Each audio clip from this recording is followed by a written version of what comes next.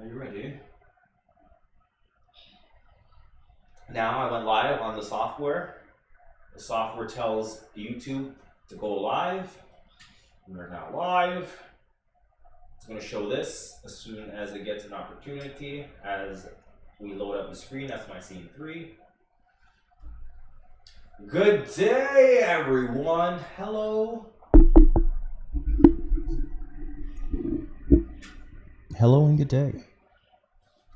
How are you doing? Glad for you to join us today. Appreciate y'all being here. Welcome to another Financial New. I'm your host today, Nua. My co-host. Paris. Adele. T Double. Welcome, guys. Today we're going to be watching a very interesting segment. J. Paul, the Rothschild Foundation leaders on investing with intent. Like I was saying before, I don't play games, bro. I invest in with intent. All right. So let's get to it. And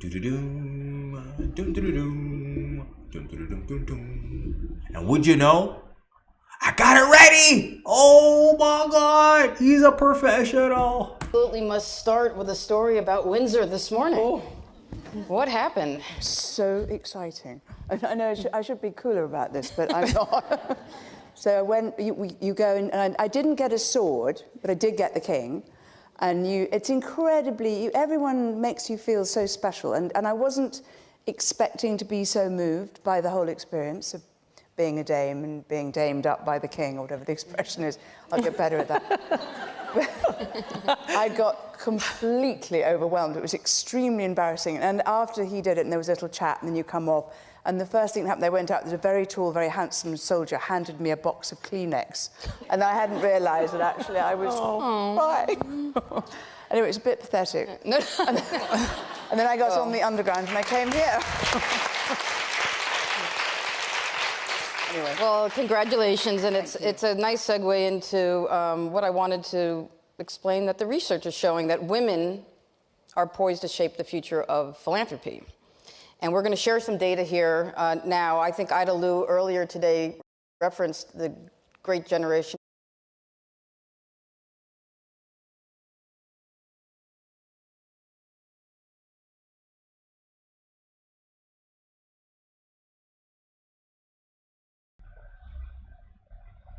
I'm just saying it's kind of a little sexist that she's making that statement that it's only women. That's good philanthropy. Where did she get her research from? Let's find out. The wealth transfer, but we reported yesterday that in the U.S. alone, women will control $34 trillion, or 38% of investable assets by 2030. That's close to double last year's total. Rubbish! And in Western Europe, women's share of assets under management will rise to 45% by 2030, from about a third now. We know that women of all ages donate more to charity than men, that women tend to give based on empathy, men on self-interest. Women tend to give to multiple organizations. And on top of all of that, we have many female mega donors like Mackenzie Scott, Laureen Powell Jobs, Melinda Gates. So Hold on. When she says that women are the highest donors, the question I have, very simple question. Where is she getting this information from? Because according to what you just said, like Melinda Gates, let's just use her by herself. Where is she getting the money from? You mean the husband's foundations and all the husband stuff that the husband did that she's not reaping the benefit from? Oh, so you took the money from your husband, now you're giving it away. That makes you a philanthropist.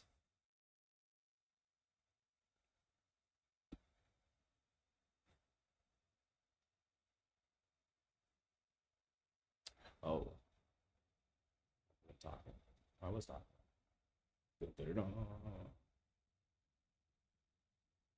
It is a new time for philanthropy. Hannah, I'm going to start with you. Your family has been involved in philanthropy for more than 2 centuries. So I just want to ask from your perspective, how has the model of giving changed and how do you see it evolving going forward? It has. I mean, I've been at it right from the get-go because it was part of the thing that as a family we were encouraged to be involved in philanthropy at a very early age. I mean, that might have been giving a couple of pounds to save Whistle Jacket for the country. That was painting by Stubbs at the National Gallery, or it could have been, you know, doing something in the Village Hall. But in those days, and I am already, as you can probably tell, reasonably old, you know, it was very much, you gave your money away and that was it. But now, of course, there's so many tools. So everything from crowdfunding to blockchain to impact bonds to social bonds to, you name it. And it's a completely different landscape about how you raise money, how you give money away, how you measure it. I mean, we're much more focused, I think, now, this generation, on how you measure impact and how you measure success, which sounds a terrible thing to say in conjunction with philanthropy, but I think a lot of people now are looking at that. How do you measure? Well, again, it's I mean, in a very, very basic way, at the National Gallery, for example, you know, we had to raise £44 million a year from different sources, be it the government, be it private funding, be it incredibly generous grants from people like the Getty.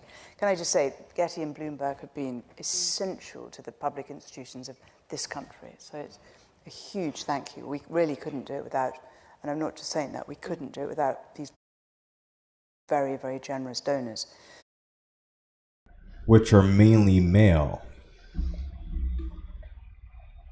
She makes a statement that she couldn't do it without the generous donors like Bloomberg, which comprises of a male-dominant business sector.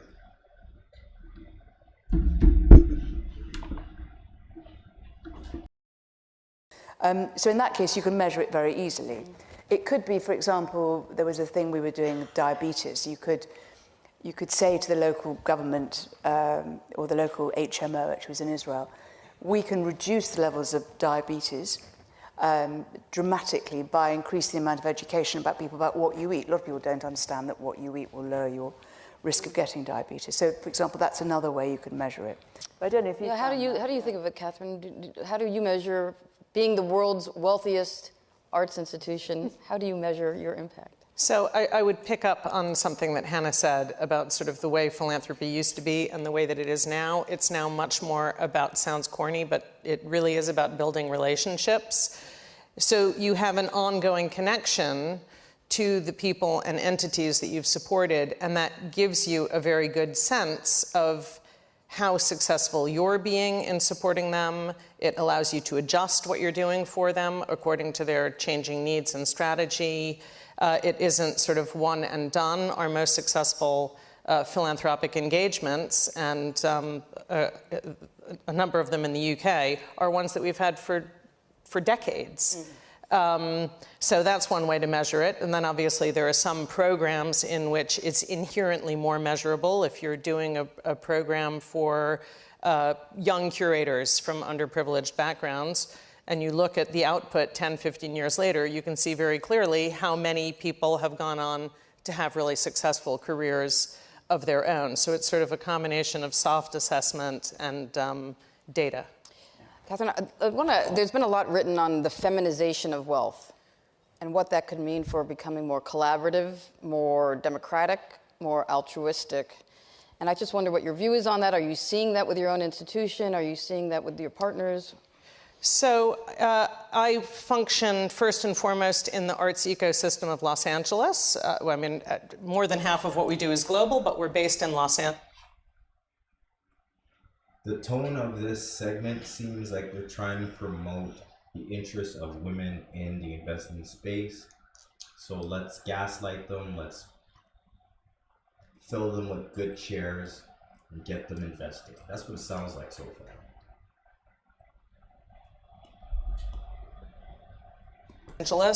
And one thing that is really remarkable about LA is that the majority of major museums are currently run by women. There's sort of a moment, and not just museums, cultural institutions of all sorts, the public radio, all kinds of entities in the greater LA region are run by women. We get together regularly, and I won't reveal what we talk about, but I would hazard a guess that the conversations that we have are not the sort that you might have if it was a group of men or if it was a group of men and women together.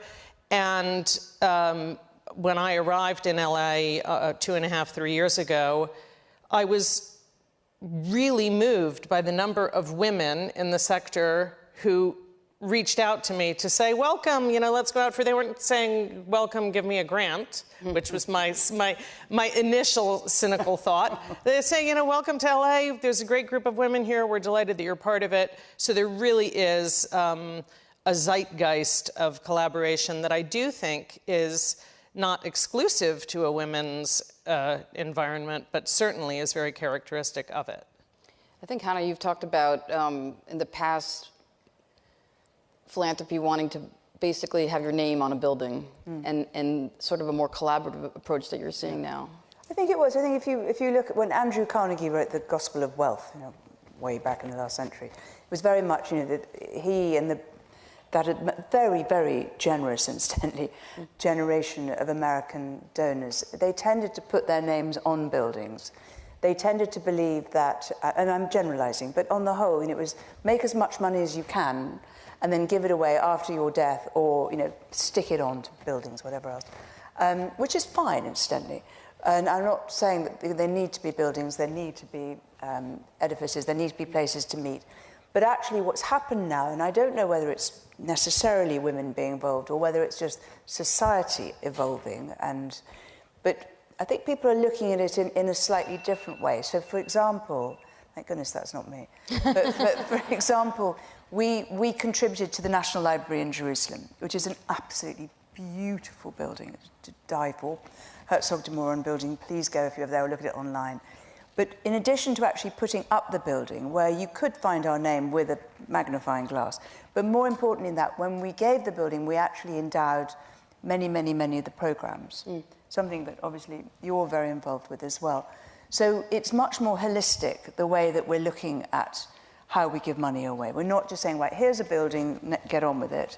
It's here's a building, this is what we think might happen within it, this is how it could serve society, this is how it could bring readers in or writers in or other people. So it's, I think it's just a different way. I don't know if you found that. It's a different way now of looking at when you endow things and when you fund things. Yeah, absolutely. And something I spend a fair amount of time thinking about is John Paul Getty, who, of course, is no longer here. He is of the category that you mentioned, a Carnegie-esque figure, but made this spectacularly generous bequest for the creation of an institution that he left the design of the institution completely up to his trustees, and the institution is meant to exist in perpetuity. So I find myself in the interesting position of, on the one hand, being and trying to be a modern philanthropist, a forward-thinking philanthropist, doing things in new ways, but at the same time, it's very important to me that the Getty name be known.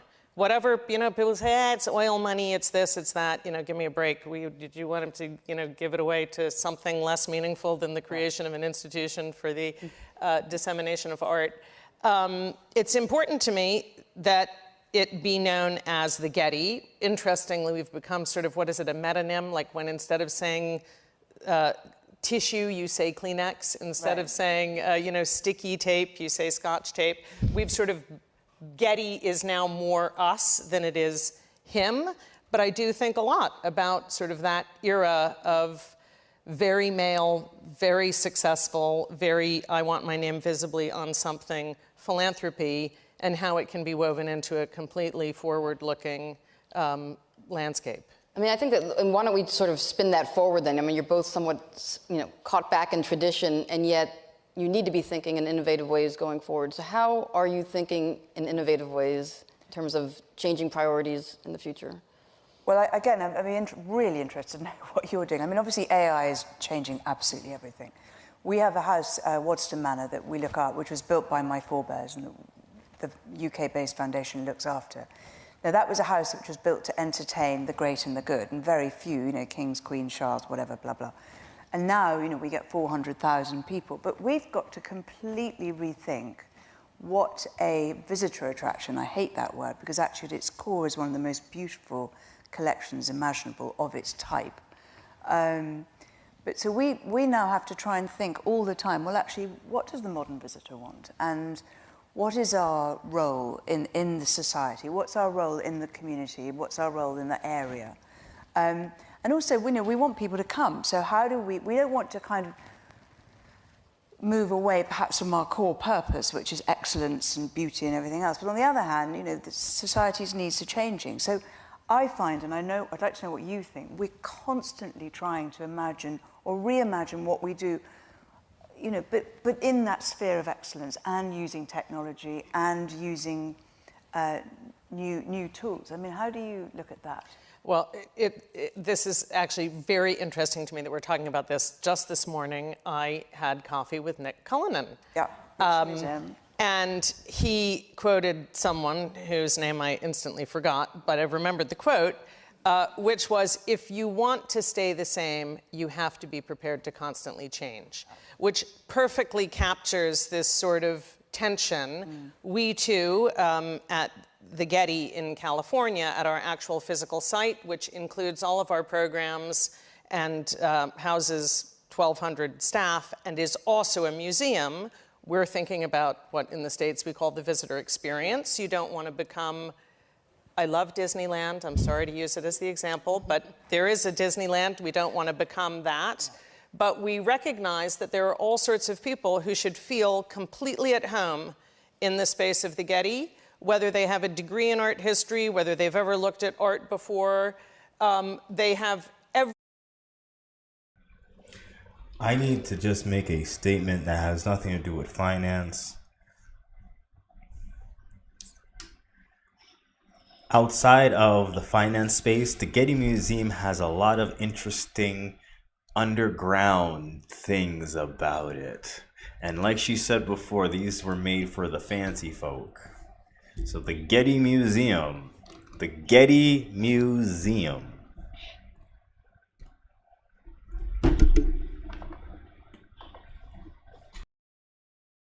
very much of a right to be there as someone who comes up there with their PhD and wants to talk about the difference between Baroque and whatnot.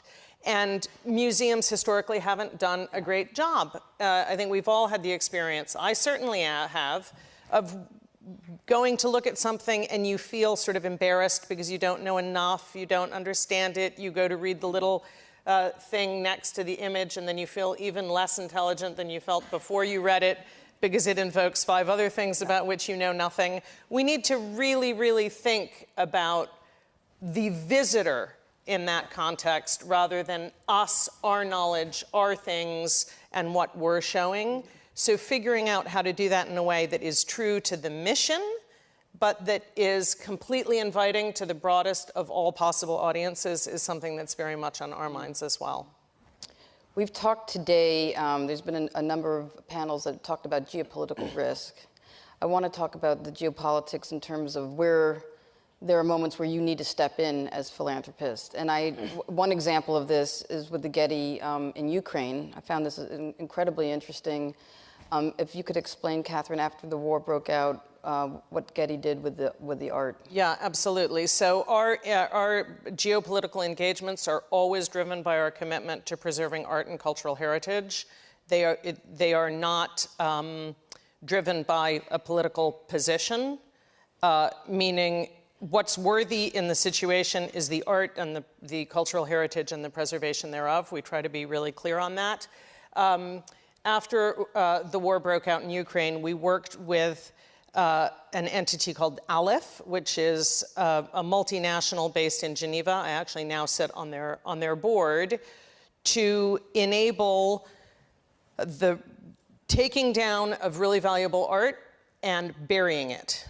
And the reason it was buried on site, you are probably all aware of the fact that there have been many scandalous instances, most well known during World War II, when art was taken, looted, stolen, in some instances under the guise of, we're going to keep this safe. So we did not want to move it out of the territory. Even there, some people suggested that it be moved to Poland. We didn't want to do that because it could lead to all sorts of other problems down the road.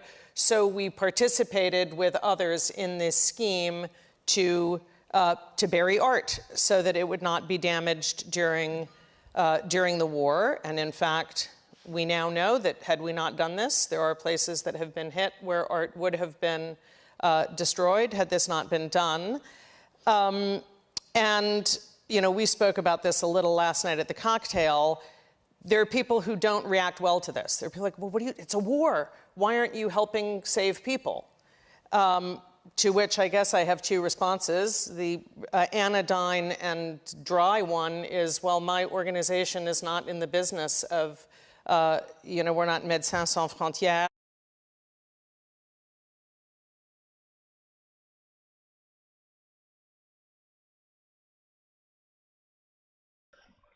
According to her words, she will only help if it's financially beneficial to her business. If there's a war going on and she has no financial interest, she will not send or lend her organization's resources to the cause. Interesting.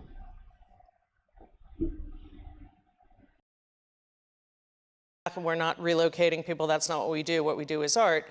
But the more profound and I think genuine response is the most fundamental human product is its cultural output, its artistic output. And to protect that is in a very meaningful way to protect humanity and its past. And some of the most striking work that your family has done, we were just talking backstage about a little tiny synagogue in Crete that exists today in large part because of grants made by your family. And it's a vitally important part of the history of a place and of a people. And that's why protecting these things during war matters, I think, a very good deal. I mean,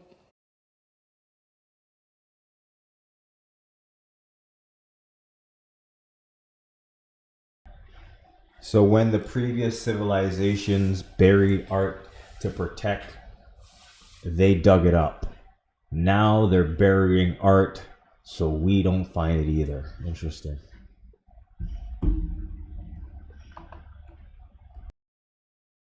there's also war in the Middle East. I know, Yeah. and I know you do some Yeah. work in Israel. Well, we do a lot of work in Israel, and you know, the pillars of what we do: the environment, education. We do lots of work for all communities in Israel, whatever their religion, whatever their past is, and of course, every single person in Israel and every single tree, I'm afraid, just about, has been affected by this appalling war.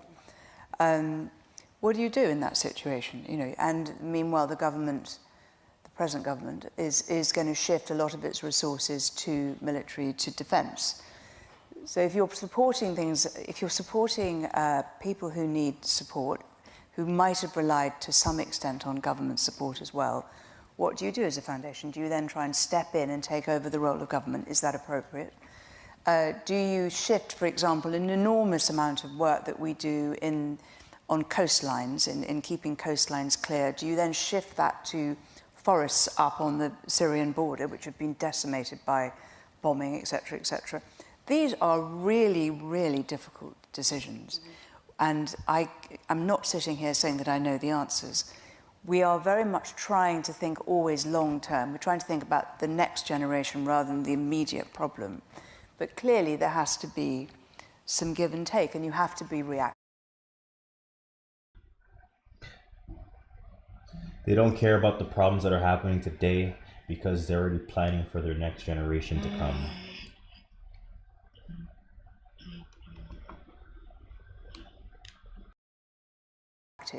We're very lucky that we can be quite reactive. We have, you know, a well-resourced foundation. We have a very good reputation. We have fantastic partners. And I think we haven't talked much about partnerships, but my goodness me, let's never underestimate the importance of partners wherever we're working. So, you know, we're feeling our way through. And I think, unfortunately, that's the very best answer I can give. And I suspect you're doing the same. You just try and feel your way through and get as well informed as you possibly can. It's such important work. We're going to run out of time shortly, and I thought one way to close this is that there's a lot of wealth represented in this room. And I know that you've both started your own foundations. A piece of advice from both of you in terms of if someone here wants to consider setting up their own foundation, what's a piece of advice? Certainly you want to be strategic and you want to have impact, but you also got to go with your heart. Like, you know, if there's a human being asking you for help and you are moved to help them, I wouldn't get too hung up on whether the outcome is going to be the exact one that you wanted, because once you give something away, it's no longer yours. I think that's a great answer. I would advise you not to set up a foundation. I think you know what you can imagine that it produces bureaucratic and other issues. I would say open a CAF account, Charities Aid Foundation, or PRISM. You can do it. You really don't need to put very much in. You can make it tax deductible if you want to do that, which is fine, by the way. And you can then just give to where your heart or your mind or your soul takes you. And I would say this, obviously, I've been lucky enough to be involved in it, but it is probably the single most exciting and rewarding thing that I'm involved with. And that can be however big, however small. And so I'd encourage everybody, as I'm sure you would, just do it. It's fun. Oh, I'm going to need some tissue. Thank you both so much. I just wanted to mention that I do a lot of work with Bloomberg Philanthropies, and I think Gemma mentioned the work that Philanthropies has done with the New Voices initiative, which we've been talking a bit about. Through New Voices, we have already funded training, intensive media training for more than 700 female executives in 16 cities around the world. We are about to, next year, we will launch our 17th city, which will be Milan. So if anyone here is interested in joining us in Milan, Claire Obeson, our program manager, is here, and you can find her also over at the little nook we've set up for New Voices.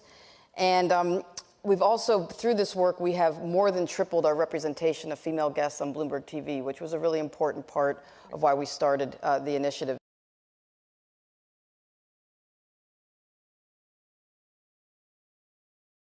So that's very interesting. Like they said, don't start a charity or a church or whatever it is. Start a foundation. Don't start a foundation. Don't start a foundation. Start a charity. With that said, it shows that a lot of things that are being affected in the world are based on the revenue of families. So you got to be careful supporting who you want to support, because it might be politically attached to something else.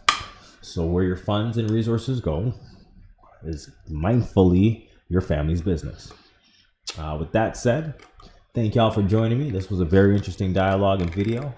We're lending with intent from the Rothschild Foundations and the J. Paul Getty Trust. And I understand what's going on. So thank you again. This is your boy. We appreciate your time. Push those buttons, comment down below, let us know how you feel. Thank you to my co-host, Mr. T Double. High five. Thank you and good day.